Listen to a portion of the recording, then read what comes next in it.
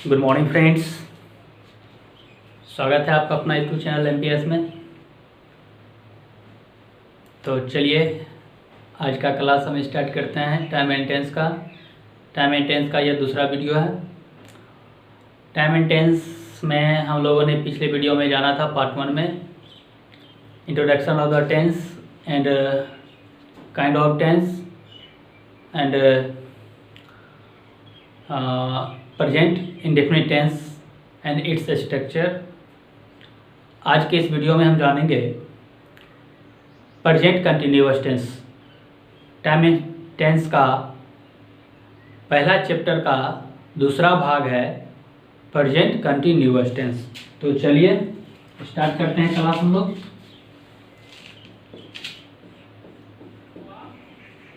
Time and tense. Time and tense.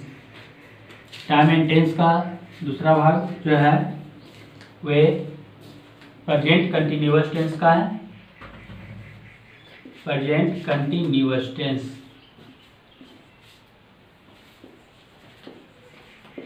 Present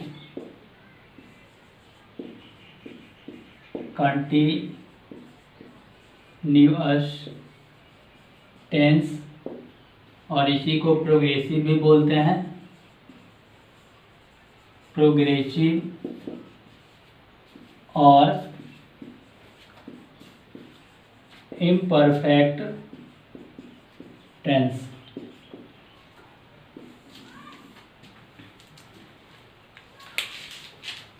present continuous tense या इसी को present progressive tense भी कहते हैं या इसी को प्रेजेंट इम्परफेक्ट टेंस भी कहते हैं। तो जानिए प्रेजेंट कंटिन्यूअस टेंस है क्या। प्रेजेंट कंटिन्यूअस टेंस जो है यह बोध कराता है कि कोई कार्य, कोई एक्शन जो है, कोई वर्क अभी जारी है और जारी रहने की भी संभावना को व्यक्त करता है। तो इस टाइप के जितने भी वर्ड हो, सेंटेंस हो कि इंडिकेट कराए, बोध कराए कि कोई काम अभी चल रहा है, कंटिन्यू जारी है, तो इस तरह के सेंटेंसेस को प्रेजेंट कंटिन्यूअस टेंस में समझा जाता है। कंटिन्यू मतलब जारी रहना। ओके, अब देखिए इसका पहचान जो होता है हिंदी सेंटेंस का, जो हम पढ़ेंगे तो कैसे जानेंगे कि ये प्रेजेंट कंटिन्यूअस टेंस का है। तो इसके हिंदी सेंटेंस के लास्ट में जो है रहा, रहे, रही एवं है, हो लगा हुआ होता है। क्या लगा हुआ होता है? रहा, रहे, रही एवं है, हो, ये लगा हुआ होता है। जैसे मैं पढ़ रहा हूँ, वह खेल रही है, तुम खा रहे हो, इत्यादि। तो पहचान आप समझ गए पहचान क्या होती है हिंदी सेंटेंस के लास्ट में? रहा, रहे, रही एवं है, हो लगा हुआ होता है। ये पहचान हो गया। चलिए इसके बारी बारी से हम 6 स्ट्रक्चर के बारे में जानेंगे। 6 स्ट्रक्चर होते हैं। 6 स्ट्रक्चर जो पिछले टेंसेज में हमने जाना। प्रत्येक टेंसेज के हम 6 स्ट्रक्चर, 6 स्ट्रक्चर जानेंगे। तो चलिए बारी बारी से हम 6 स्ट्रक्चर के बारे में जानते हैं। तो चलिए पहला स्ट्रक्चर है affirmative structure. Instruction number 1। Structure instruction number 1 क्या? तो subject plus am is are plus main verb का चौथा रूप प्लस अदर वर्ड। ये इसका स्ट्रक्चर होता है। जो कैसा स्ट्रक्चर है? तो पहला स्ट्रक्चर जो भी होता है वो अफर्मेटिव स्ट्रक्चर होता है। अफर्मेटिव, अफर्मेटिव का मतलब स्वीकारात्मक वाक्य होता है। ओके, ध्यान दीजिए। एग्जाम्पल लेते हैं, तो एग्जाम्पल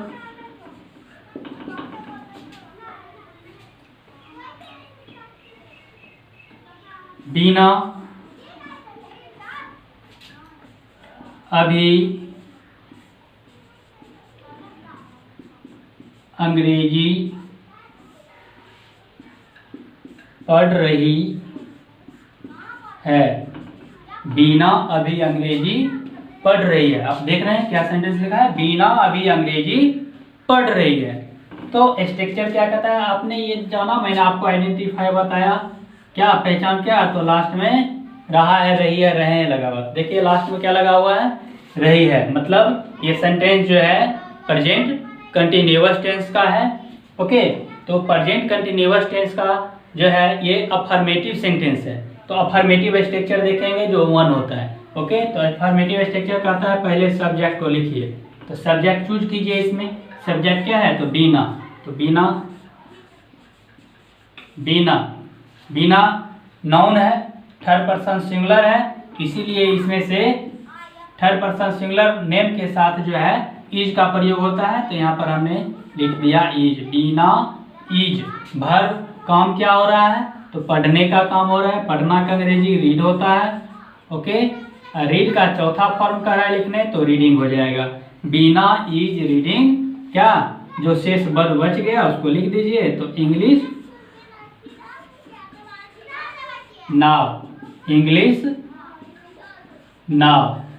क्या हो गया sentence, Beena is reading English now. Beena अभी अंग्रेजी पढ़ रही है, बीना अभी अंग्रेजी पढ़ रही है। तो ये अफर्मेटिव सेंटेंस है, प्रेजेंट कंटिन्यूअस टेंस का अफर्मेटिव सेंटेंस जो अफर्मेटिव स्ट्रक्चर पर बना है। तो इसको नोट कर लीजिए, ध्यान से देख लीजिए। पुनः हम इसका अगला स्ट्रक्चर पर चलते हैं। Structure instruction number 2। तो देखिए स्ट्रक्चर इंस्ट्रक्शन नंबर 2 क्या होता है, तो स्ट्रक्चर नंबर 2 नेगेटिव होगा, subject plus am is are plus not plus MB4 plus other word.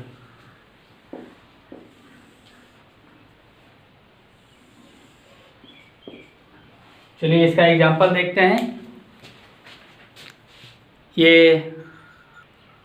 Second structure है, एग्जांपल लेते हैं इसका।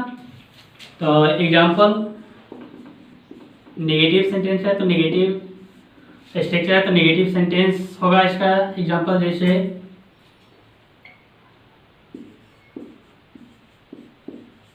सलमा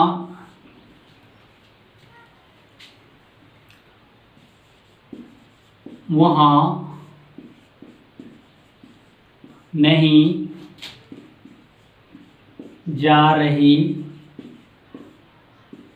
है। सेंटेंस क्या है हमारा, सलमा वहाँ नहीं जा रही है। नोट आ गया, मतलब ये नेगेटिव सेंटेंस बिकॉज ये स्ट्रक्चर क्या है हमारा, तो नेगेटिव है। नेगेटिव स्ट्रक्चर, दूसरा स्ट्रक्चर जो होता है वो नेगेटिव होता है, नकारात्मक वाक्य। तो सलमा वहाँ नहीं जा रही है, इसको हम सॉल्व करेंगे इस स्ट्रक्चर पर। स्ट्रक्चर का है सब्जेक्ट, सब्जेक्ट क्या है, Salma, Salma third person singular noun है, इसके साथ इज का प्रयोग, तो सलमा इज। नोट कांस्टेंट है, नेगेटिव सेंटेंस है तो नोट आएगा ही। नोट जस्ट हेल्पिंग वर्ब के बाद नोट, और उसके बाद मेन वर्ब। मेन वर्ब क्या है, जाना, जा रहा है, तो जाना है, जाना का अंग्रेजी गो, गो का चौथा रूप गोइंग। कहाँ, तो वहाँ, वहाँ जो है ऑब्जेक्ट के रूप में प्रयोग किया जाएगा देयर। क्या सेंटेंस बन गया हमारा, Salma is not going there. अब देखिए इस टाइप के जितने भी सेंटेंस होंगे, आप जितने भी सेंटेंस बोल लो, चाहे छोटा से छोटा या बड़ा से बड़ा, सभी सेंटेंस का जो है सॉल्यूशन ये स्ट्रक्चर है। नेगेटिव सेंटेंस जितने भी होंगे प्रेजेंट कंटिन्यूअस टेंस का, उसको हम इसी स्ट्रक्चर पर ट्रांसलेट करेंगे, स्पोकन करेंगे, इंग्लिश में बोलेंगे। ओके, तो चलिए इसका अगला स्ट्रक्चर देखते हैं, structure number 3। Okay,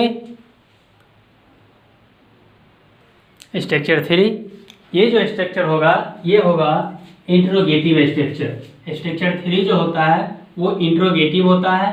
okay, interrogative structure. तो इंट्रोगेटिव स्ट्रक्चर में एम इज आर जो सहायक क्रिया है उसको हम लोग पहले लिखते हैं, सब्जेक्ट से पहले एम इज आर का प्रयोग करते हैं। तो चलिए देखते हैं, am is are plus subject plus verb का चौथा रूप प्लस अगर वर्ड और इंट्रोगेटिव आएगा उसके लास्ट में जो है इंट्रोगेटिव मार्क्स डालते हैं, क्वेश्चन मार्क्स जो है क्वेश्चन मार्क वाट का चिन्ह डालते हैं। इसे कहा जाता है interrogative sentence, interrogative structure, interrogative structure, interrogative structure. Interrogative structure example देखिए, इसका एग्जाम्पल कैसे हम जानेंगे कि सेंटेंस इंट्रोगेटिव है। तो इंट्रोगेटिव का मतलब होता है प्रश्न पूछना, प्रश्न करते हैं हम लोग। और ये जो तीसरा स्ट्रक्चर है ये इंट्रोगेटिव ऐसा स्ट्रक्चर है जिसका रिप्लाई हम जवाब जो है हम यस या नो में देते हैं, कुछ शब्द बोलकर नहीं, बस यदि कोई हमसे कुछ पूछा तो उसका जवाब हम यस या नो में देते हैं। तो इस तरह के सेंटेंस को यस नो क्वेश्चन कहा जाता है। ओके, तो थर्ड स्ट्रक्चर जो है इंट्रोगेटिव, उसका एग्जाम्पल देख लेते हैं। क्या रामा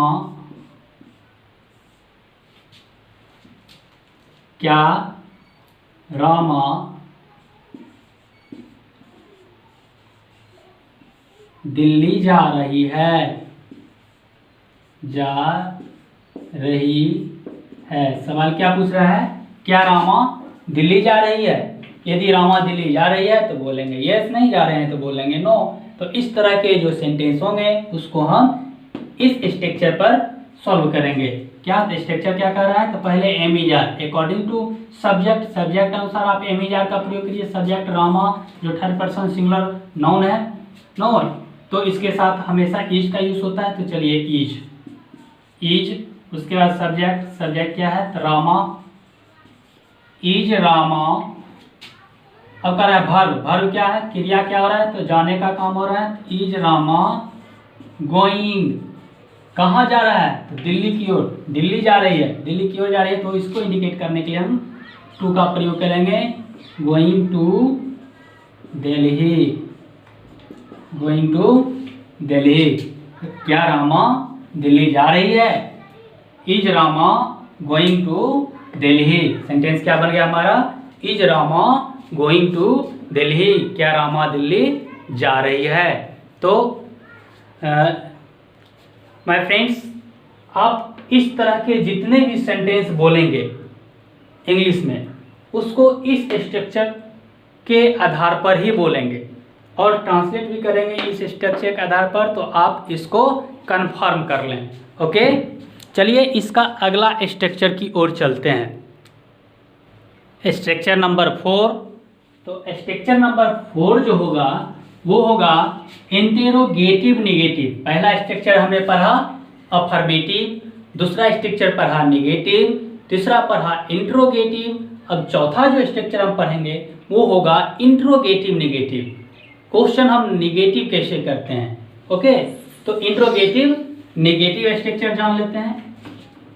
इंट्रोगेटिव नेगेटिव स्ट्रक्चर जो होता है, सेम एम इज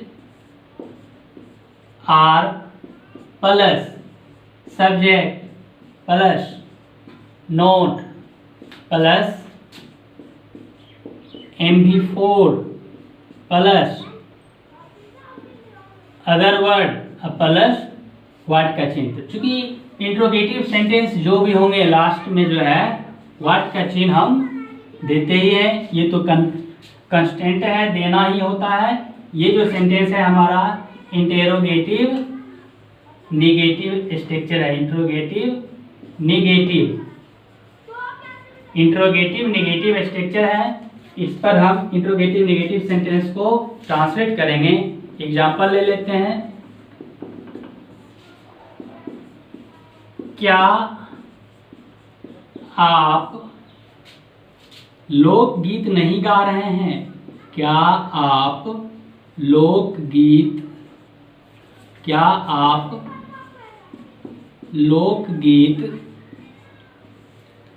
नहीं गा रहे हैं? क्या आप लोकगीत नहीं गा रहे हैं? अब देख लीजिए, सेंटेंस में पूछ रहा है और निगेटिव भी है। नहीं गा रहे हैं तो बोलेंगे नो, और गा रहे हैं तो बोलेंगे यस। ओके, नहीं गा रहे हैं, क्या आप लोकगीत नहीं गा रहे हैं तो नो। यदि आप गा रहे हैं तो क्या आप लोकगीत गा रहे हैं? नहीं गा रहे हैं तो यस। तो नेगेटिव सेंटेंस है क्या आप लोकगीत नहीं गा रहे हैं, तो नहीं गा रहे हैं तो सेंटेंस बनेगा इस स्ट्रक्चर पर। एम इज आर का प्रयोग अकॉर्डिंग टू सब्जेक्ट, तो यू, सब्जेक्ट यू है तो यू के साथ आर का प्रयोग। तो सॉरी, आर, तो पहले आर लिखेंगे, are you not, are you not क्या वर्ब का रहा है, वर्ब क्या है गाना। नोट सिंग, सिंग का चौथा रूप singing, are you not singing क्या अदर वर्ड, तो लोकगीत। अ फॉल्क सॉन्ग, क्या आप लोग गीत नहीं गा रहे हैं? Are you not singing a folk song, are you not singing a folk song, क्या आप लोग गीत नहीं गा रहे हैं? तो इस तरह के जितने भी सेंटेंस आप इंग्लिश में बोलें तो उसको आप इस स्ट्रक्चर पर ही ट्रांसलेट करके बोलें। ओके, चलिए इसका अगला स्ट्रक्चर देखते हैं। अगला स्ट्रक्चर की ओर चलते हैं। पांचवा स्ट्रक्चर जो होता है वो WH क्वेश्चन होता है। WH क्वेश्चन का मतलब होता है जिस प्रश्न का जवाब हम उस शब्द बोल करके देते हैं, WH क्वेश्चन। ओके, तो इस टाइप के जितने भी सेंटेंस हैं, तो चलिए उदाहरण पर जब देखते हैं कि सेंटेंस क्या बनता है हमारा और कैसे हम उसको इंग्लिश में ट्रांसलेट करेंगे। तो सेंटेंस बनता है, कोई एग्जांपल लीजिए। कोई एग्जांपल, बीना अंग्रेजी, बीना अंग्रेजी क्यों पढ़ रही है? बीना अंग्रेजी क्यों पढ़ रही है? बीना अंग्रेजी क्यों पढ़ रही है? ठीक है, बीना अंग्रेजी क्यों पढ़ रही है, तो सबसे पहले आप WH को चूज कीजिए। WH क्या है, तो क्यों। क्यों को पहले आप लिखिए, क्यों का अंग्रेजी होता है वाई। उसके बाद सब्जेक्ट के अनुसार एमिजर सब्जेक्ट बीना है जो थर्ड पर्सन सिंगुलर नाउन है, तो नाउन के साथ आप जान रहे हैं इज का प्रयोग होता है, तो चलिए लिख देते हैं इज, वाई इज। उसके बाद सब्जेक्ट, सब्जेक्ट क्या है तो बीना, चलिए लिख दिए बीना। उसके बाद वर्ब को चूज कीजिए, वर्ब का चौथा रूप, तो वर्ब क्या है पढ़ना, तो पढ़ना का अंग्रेजी होता है रीड, और रीड का चौथा रूप कर रहा है तो हो जाएगा रीडिंग। तो वाई इज बीना रीडिंग। अब कर रहा है अदर वर्ड, अदर वर्ड क्या है तो इंग्लिश, तो यहाँ पर लिख देते हैं इंग्लिश। तो इस तरह से हमारा सेंटेंस पूरा हो गया। हमारा सेंटेंस क्या बन गया, why is Beena reading English, why is Beena reading English. इस तरह से आप लाखों सेंटेंस बना सकते हैं, लाखों सेंटेंस बोल सकते हैं। तो चलिए इसका अगला वीडियो अगला स्ट्रक्चर देखते हैं। इसका अगला स्ट्रक्चर जो होगा वो होगा WH निगेटिव। जिस तरह हमने तीसरा चौथा स्ट्रक्चर देखा उसी प्रकार पांचवा और छठा स्ट्रक्चर भी है। तो चलिए छठा स्ट्रक्चर चलते हैं। चलिए छठा स्ट्रक्चर जो है ये WH निगेटिव है। WH क्वेश्चन जो है ये निगेटिव स्ट्रक्चर है। ओके, तो नेगेटिव स्ट्रक्चर से सिर्फ नोट इसमें जुड़ गया है। WH क्वेश्चन प्लस एमिजर plus subject plus not plus semicolon plus other word plus word. Example लीजिए, कोई एक एग्जाम्पल उठा लीजिए। जो आपको अच्छा लगे। चलिए ले लेते हैं कोई छोटा सा एग्जांपल। वह अंग्रेजी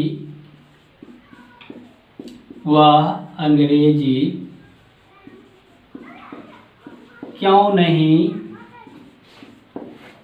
पढ़ रही है, या वह अंग्रेजी क्यों नहीं पढ़ रही है। सेंटेंस क्या है हमारा, वह अंग्रेजी क्यों नहीं पढ़ रही है। क्यों नहीं, WH है, WH को पहले लिख लेते हैं। तो चलिए WH कह रहा है पहले, तो वाई के बाद एम का प्रयोग अकॉर्डिंग टू सब्जेक्ट, सब्जेक्ट है वह के साथ इज का प्रयोग। ओके, तो इज, वाई इज पढ़ रही है अर्थात she, why is she. Not constant है तो नोट, उसके बाद वर्ब का चौथा रूप वर्ब है पढ़ना, तो रीडिंग हो जाएगा रीडिंग। उसके बाद अदर वर्ड क्या है, इंग्लिश, तो यहाँ पर लिखती है इंग्लिश।